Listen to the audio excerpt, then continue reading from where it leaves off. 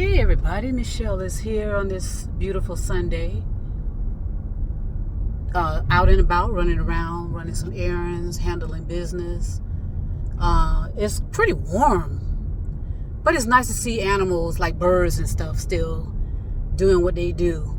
Because I would be concerned, because I know the heat is a factor for not only humans, of course, for the animals and the infrastructure and also the vegetation, the trees, flowers.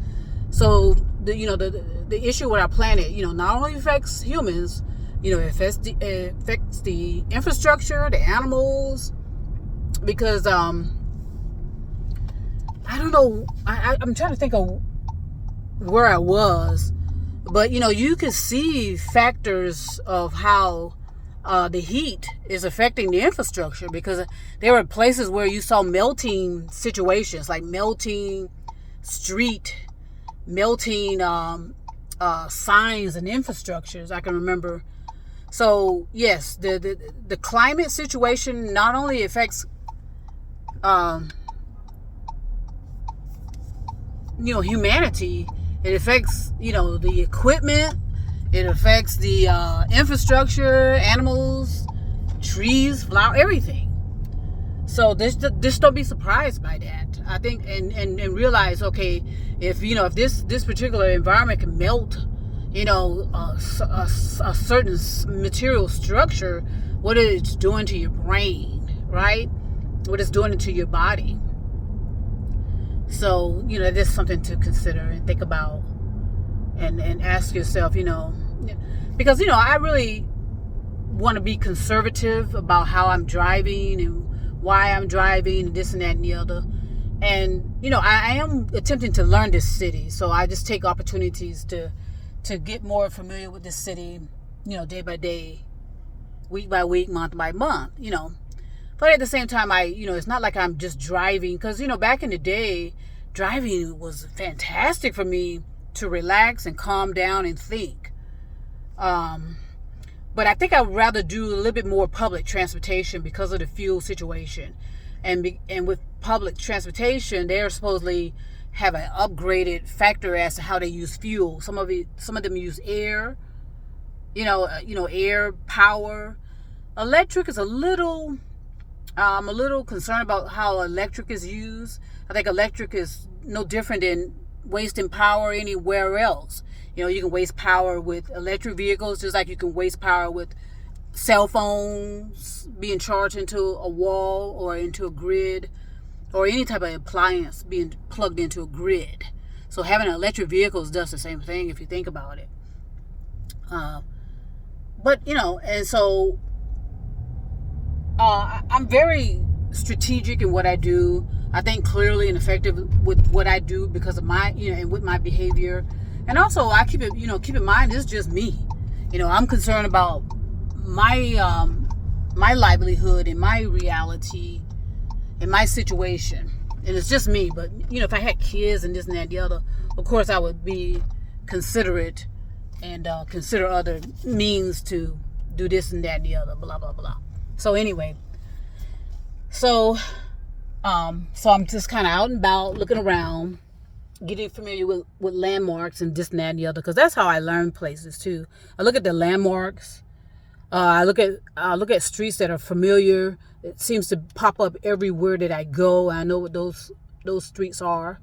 My place is in a central location, like I said, where within walking distance of a lot of things.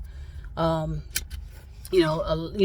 the action is, per se, or somewhat. So anyway, I'm enjoying the moment. Driving to here, driving to there, getting familiar with the infrastructure, getting familiar with landmarks, getting familiar with the city. And I like what I sense so far. I don't see any issues that I'm concerned about. I'm not concerned about crime. Crime is everywhere. I'm not concerned about homeless. Homeless is everywhere. So that's kind of illogical to be concerned about those type of things. But that's what a lot of people do. And that's a lot of distraction. Oh gosh, the way people, why does he have to do back into space? And it's the way people drive too. I think we are just kind of, and that's why I don't want to drive, because of the way others drive. I'm as defensive as I can be, but you can't avoid carelessness. You really cannot.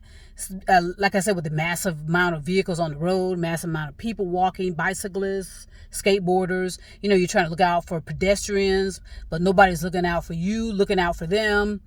And so they're looking in their phone. I usually don't look into my phone per se. Like I said, because of my experience and as a first responder, I can handle multitask. I can do a multiple amount of things at once and still be paying attention to my surroundings and this and that and the other. But anyway, so I just want to jump in and say hello. I want to send peace and love to everybody all over the world, all over the universe, and I hope that you are considering your perception of your reality, and you're not allowing other people to tell you what you feel, see, and hear. Okay, long as you are grounded in your reality and you're doing the best you can to be perceptive of your reality, then you ought to be clear and effective about what you sense in the world. Okay, if you feel as though there's crime, okay, have you been a victim of crime? If you feel like there's too many homeless people out in the world or in your environment, have you been out there to witness that?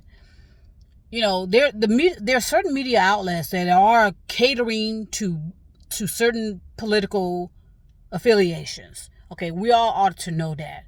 So they're going to point out a problem here so that you don't see that there's a problem there. That's just how it is. It's called smoke and mirrors. So we just have to accept that. And like I said, trust your perception. Make sure you are grounded in reality, and make sure you are clear and effective about what you sense. Okay, if you don't feel safe, ask yourself why I don't feel safe. If you have a problem with homelessness, find out why you have a problem with homelessness. Because chances are you may end up homeless. So that's why you need to resolve what your issues are with people. Mental illness. Chances are you will become mentally ill. So just be grounded in reality, be gentle with yourself, accept your perception, make sure you understand consequences, cause and effect. Okay? So I'm going to go ahead and send peace and love right now, ladies and gentlemen, and trust me, I'll be back.